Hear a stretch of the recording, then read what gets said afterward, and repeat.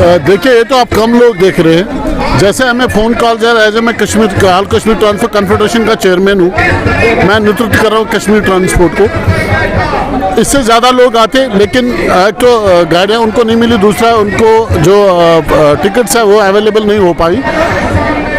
मकसद एक ही है, जो कानून बना है ये बिल्कुल गलत बना है, ड्राइवर के साथ बहुत ज्यादती है। मुझे ये समझ नहीं आ रहा कि कल जिन लोग परेशान हो रहे हो, खाली ड्राइवर, ये तो पूरे देश की जनता पे क्यों बनाया गया? जिसने बनाया उस पर भी ये कानून लागू होता है, वो लोग को कोई परेशान, वो तो नहीं चलाता है ना गाड़ी, परेशान सिर्फ ड्राइवर ही हो रहे हैं। क्यों, ऐसा क्यों? मैं बता देता हूँ आपको। देखिए, ड्राइवर हर रोज 24 घंटा अपनी ड्राइविंग कर रहे हैं। वो लोग सिर्फ ऑफिस से घर तक ड्राइविंग करते हैं, फिर ऑफिस से घर तक 1 घंटा चलाते हैं। लेकिन ड्राइवर और सबसे ज्यादा शोषण, क्योंकि वो पावरफुल लोग हैं, उन पर इस कानून का कोई असर पड़ने वाला नहीं है। लेकिन ये जो गरीब ड्राइवर है, इसको हर जगह लूटा जाएगा, इसको हर जगह तकलीफ दी जाएगी, और इसको फंसाने में 2 मिनट भी नहीं लगेगा पुलिस को कि भाई आपने किया है। अगर कोई और भी जिसके पास पैसा, अगर वो करता, अगर एक गवाह खड़ा करके नहीं भाई इसने किया, गरीब ड्राइवर है, इसी ने किया है, तो उसी को फाइन भरना है, उसी को जेल होगी, कोई सुनवाई होगी नहीं, जिसका हमें खर्चा। इसीलिए आप, ये तो सबके लिए, या आपके लिए भी है, आप भी गाने चला रहे हो। लेकिन हमारे साथ क्या है कि हमारा ड्राइवर सड़क पर अकेला होता है, उसके पास ऊपर वाले के सिवा, भगवान के सिवा उसके पास कुछ नहीं होता है। और हम चाहते हैं ये कानून को हटाया जाए। जैसा, अगर देखिए कानून लाना है, हम भी वो मानते हैं, लेकिन कानून में तो लूप होल्स। एक मुझे बताइए, क्या अगर ड्राइवर वहीं रहेगा जहां एक्सीडेंट हो, वहां अगर मॉब लिंचिंग होगी, उसको मार देंगे वो वाले। आप देख रहे हो यहाँ पर अगर बम्पर के साथ बम्पर लगता है तो एक दूसरे को मारने में पड़ते हैं। तो अगर वहां पे वो बंदा खड़ा रहा तो पहले उसी को लोग मार देंगे। उसका जिम्मेवार कौन है? उसकी फैमिली का जिम्मेवार कौन है? अब वो थाने में चला गया, अब अगर वो थाने में जाता है या हॉस्पिटल जाता है लेके, फिर उसको हाफ सजा फिर मिलेगी। भाई लाइसेंस किस चीज के है? क्या कोई जानबूझ के एक्सीडेंट करेगा? मुझे पता, कोई चाहेगा कि जरा भी किसी को लगे? सरकार कह रही है कि इससे ड्राइवरों की जो है जिम्मेदारी बढ़ेगी, घटनाएं कम होंगी। नहीं, मुझे एक बात बताइए, ड्राइवर कब जिम्मेदार नहीं थे? ड्राइवर क्या जिम्मेदार नहीं है? उसके बाद लाइसेंस है, फिर लाइसेंस क्यों दी गवर्नमेंट ने? फिर लाइसेंस का ये जो अलग अलग जो एक खाता खोल रखा है, फीस, इंश्योरेंस किस बात के कर रहे हैं हम? अगर वो कह रहे हैं कि ड्राइवर जिम्मेदार नहीं है, ड्राइवर तो जिम्मेवार ही बेचारा यहाँ से कन्याकुमारी से कश्मीर पहुँचता है, राजस्थान से दूसरे स्टेट से पहुँचता है, कैसे पहुँच? जिम्मेवारी से ही चला रहा है ना। आप देखिए एक्सीडेंट, मुझे एक बार 2019 में इन्होंने अमेंडमेंट किया कि हम 500 जगह जहाँ फाइन था वहाँ 5000 कर दिया, इससे एक्सीडेंट रोकेंगे। क्या लगा आपको? आप देखिए आंकड़े गिनकर डबल एक्सीडेंट हुए। ये हमारा, देखिए, ये कोई ऐसा नहीं है कि भाई इससे बस ये रुकेंगे। जिम्मेदार तब भी है, कोई नहीं चाहेगा कि मैं किसी की जान लूँ, कोई नहीं चाहेगा कि मैं किसी को, हाँ तेज रफ्तारी में वो तो तब भी चलेंगे। इसको अगर उसके लिए कुछ करना है तो पहले उस चीज़ के लिए देखें ना, हमें चाहिए क्या?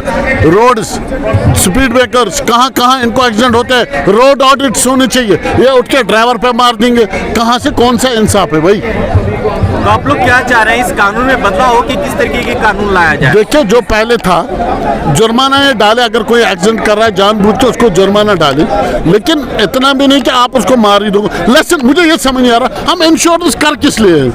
इंश्योरेंस इसीलिए किया जाता है, खुदा ना खास्ता भगवान ना करे एक्सीडेंट हो गया, उस बंदे को इंश्योरेंस का पैसा मिले। अब अगर इसको जेब से देना है तो फिर इंश्योरेंस किस बात को? लाइसेंस क्यों है? फिर लाइसेंस क्यों दी जाती है? कि आपके पास लाइसेंस है, गवर्नमेंट ट्राई लेते हैं, ट्राई के बाद एक लाइसेंस इशू करते हैं। पहले वो चीजें ठीक करें, क्या ठीक तरीके से ट्राई मिलती है या पैसे लेके लाइसेंस दिया जाता है? उस पर इनको गौर करना चाहिए। इनको इस चीज पर गौर नहीं करना चाहिए कि नहीं भाई आप लोग ड्राइवर पर डालो सारा। ड्राइवर कब गैर जिम्मेदार है?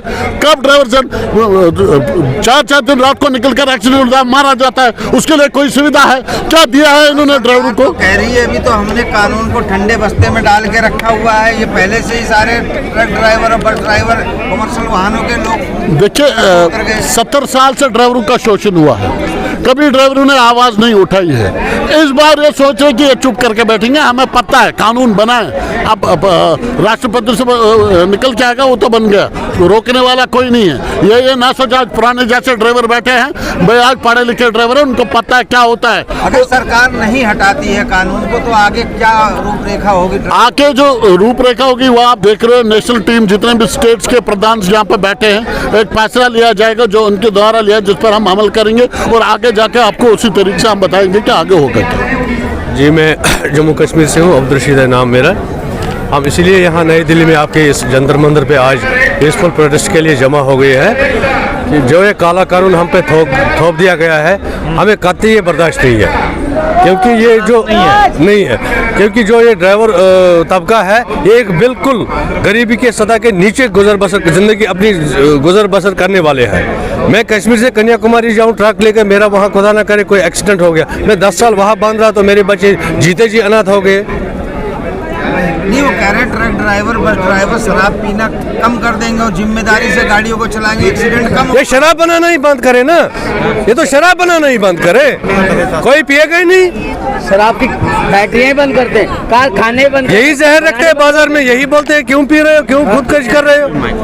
इसलिए हमें हम बिल्कुल इस कानून के विरोध में यहाँ पर खड़े हैं। तो जितने चाहे अभी जम्मू कश्मीर के जितने भी ड्राइवर भाई हैं, सभी हमारे अभी इंतजार में है दिल्ली से क्या फैसला आएगा, वो एक फोन कॉल की दूरी पर है। और जो यहाँ से फैसला आएगा करेंगे आप, मोटा पैसा हम बिल्कुल गाड़ी चलाना छोड़ देंगे। बिल्कुल सारे जितने भी देश के ड्राइवर हैं, सारे ड्राइवरों ने मन बना लिया है कि हम गाड़ी चलाना छोड़ देंगे। ये सोच रहे हैं आप गाड़ी चलाना छोड़ देंगे, और ये पूरे देश का सवाल है, कानून आप पे ही खाली लागू। ये पूरे देश के ड्राइवर तो है, 32 करोड़ ड्राइवर है, ऐसे नहीं है ये 2-4 गाड़ी चलाता हूँ मोटरसाइकिल, सब जो स्टीयरिंग पे चढ़ गया वो ड्राइवर है। संघर्ष तो सबको करना चाहिए, ये हमारा पेशा ड्राइवरी है, लेकिन गाड़ी तो सभी चलाते हैं, गाड़ी सभी चलाते हैं, सभी को संघर्ष करना चाहिए इस कानून का। सर आपको कहीं जाने की जल्दी हो सकती है, आपको कहीं जाने की जल्दी हो सकती है, लेकिन जो ड्राइवर अपने घर से निकला है, उसको 12 घंटे 15 घंटे रोड पे ही रहना है, उसको कहीं जाने की जल्दी नहीं है। उस ड्राइवर को आप सोचो कि उसको कोई जल्दी है, उसको कहीं जाने की जल्दी नहीं है। 9 बजे अगर आप बाइक लेके निकलते हैं अपने ऑफिस के लिए, तो आपको टेंशन होगी कि मुझे 10 बजे तक पहुंचना है। और रोड के वो जब बाइक चलाते हैं तो उसमें बाइक पे अपने आगे वो लगाते हैं, वो उनको मैप भी देखना है, उनको टाइम भी देखना है, और उसके बाद वो जल्दबाजी में इधर भी भागते हैं। आप जितने भी महानगर की सिटीज हैं आप देखिए, वो लोग हमेशा रॉन्ग साइड और कोई भी तरीके से बाइक नहीं, वो डिलीवरी के लेट होता है तो 50 से 60 पे, 60 से 80 पे, 80 से 100 पे पहुंचता है। उसको कौन रोक लगाएगा कि 30 मिनट में डिलीवरी आपके पास पहुंचेगी। अमेजन वाला, आप अमेजन और इसके डिलीवरी देने के लिए आते हैं, उनके दोनों बाइकों की तरफ दोनों तरफ थैले लटके हुए होते हैं इतने बड़े बड़े। आप बताइए वो टकराएगा तो किसका जिम्मेदार कौन है? उसका जिम्मेदार वो ड्राइवर है कि वो खुद है? आप बताइए इस चीज को। जो आपने बोला कि मैं भी बाइक चलाता हूँ, आपको कहीं पहुंचने की जल्दी हो सकती है, किसी ड्राइवर को कहीं पहुंचने की जल्दी नहीं है। जहांपुर के डीएम ने कहा क्या ड्राइवरों की औकात उनको दिखा दी गई है। उनका रात में वीडियो माफी वाला पूरे सोशल मीडिया के ऊपर वायरल है। उनको ड्राइवरों की औकात पता चल गई है, उनको ड्राइवरों की औकात पता चल गई है, और उनको 2 दिन में आगे और पता चल जाएगी। ये